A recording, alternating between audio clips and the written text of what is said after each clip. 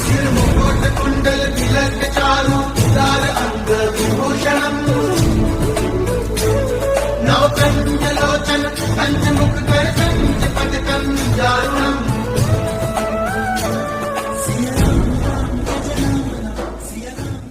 महाराज जी के आज के विशेषांक में रक्षा सूत्र परिवार के सभी सदस्यों का हार्दिक स्वागत है। बाबा जी के भक्तों को राम राम। ऋषिकेश में हनुमान जी के मंदिर और मूर्ति की स्थापना हो जाने के बाद हनुमान जयंती का पर्व यहाँ पर धूमधाम से मनाया जाने लगा। माँ भी इस अवसर पर ऋषिकेश में ही रहा करती थीं। अब दोनों माँ की ऋषिकेश की यात्राएं भी बढ़ने लगी थीं। कैंची से प्रातः 4 बजे रवाना होकर मध्याह्न में ऋषिकेश पहुंचने की हमें आदत सी हो गई थी। इस यात्रा का अपना अलग ही आनंद होता था। ऋषिकेश आते जाते हुए रास्ते में विश्राम के लिए हम लोग काशीपुर के निकट एक जीर्ण शिव मंदिर में रुका करते थे। मंदिर के निकट ही पीपल का एक विशाल वृक्ष था, जिसके चारों ओर मिट्टी का एक चबूतरा बना हुआ था। यही माँ का सबसे प्रिय विश्राम स्थल होता था। दिन का प्रसाद भी यहीं पर पाया जाता था। एक दिन माँ मुझसे बोली कि जब ऋषिकेश में महाराज जी का मंदिर बन जाएगा तो यहाँ एक छोटी सी हनुमान जी की मूर्ति स्थापित कर देना। महाराज जी के मंदिर का निर्माण कार्य आरंभ होने के बाद मंदिर के लिए महाराज जी की मूर्ति बनवाने हेतु दोनों माँ समय समय पर जयपुर जाने लगीं। संगमरमर की शिला के चयन से लेकर उसके तरासे जाने के दौरान माँ दिन भर स्वयं मूर्ति भंडार में बैठी रहती थीं। साथ में आए हुए सब लोग भी वहीं उपस्थित रहते। महाराज जी का कंबल माँ के साथ ही होता। जब दोपहर में मूर्तिकार विश्राम के लिए चले जाते तब माँ शिला को महाराज जी के कंबल से ढक दिया करती थीं। माँ एकांत में वहीं बैठकर अक्सर शिला का स्पर्श करती। सन 1997 में महाराज जी का मंदिर बन गया और मूर्ति की प्राण प्रतिष्ठा के एक सप्ताह पहले ही ब्राह्मणों द्वारा वैदिक विधियों से कार्यक्रम आरंभ हो गया।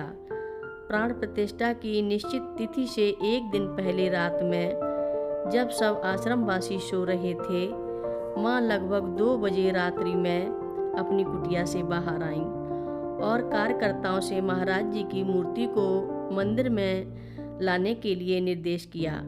मूर्ति के अधिक वजनदार होने के कारण काफ़ी लोग मिलकर मूर्ति को मंदिर में ले आए। फिर दोनों माँ ने अपनी उपस्थिति में राम नाम पुस्तिका के पृष्ठों को सीमेंट के गारे में गंगा जल के साथ मिलवाकर इस मिश्रण को मूर्ति के लिए निर्धारित स्थल के तल में डलवाया। फिर माँ ने उसी समय मूर्ति को स्थापित करने का आदेश दिया। ठीक सूर्योदय के समय महाराज जी मंदिर में विराजमान हुए और विधिवत प्राण प्रतिष्ठा किए जाने के बाद एक विशाल भंडारे का आयोजन हुआ, जो कि दिन भर चलता रहा।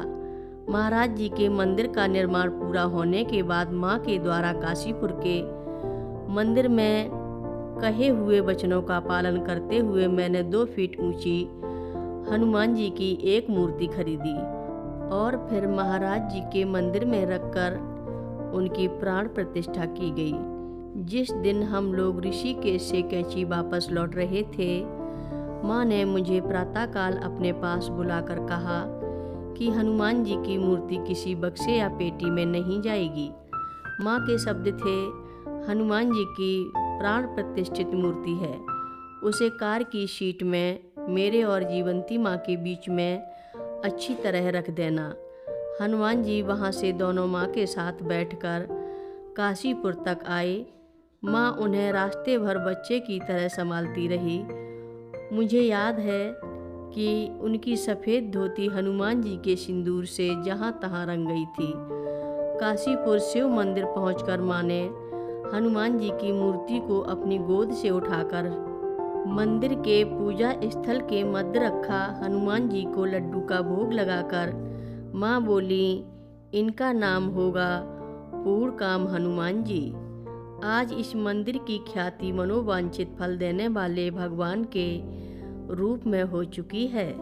हर रोज महाराज जी की कथाएं सुनने के लिए रक्षा सूत्र चैनल को सब्सक्राइब करें, शेयर करें और लाइक करें।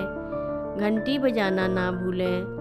कमेंट बॉक्स में लिख भेजें, जय नीव करोरी बाबा जी महाराज। सभी भक्त मिलकर बोलो, नीव करोरी बाबा जी महाराज की जय जय बोलो, सिद्धि माता की जय जय बोलो।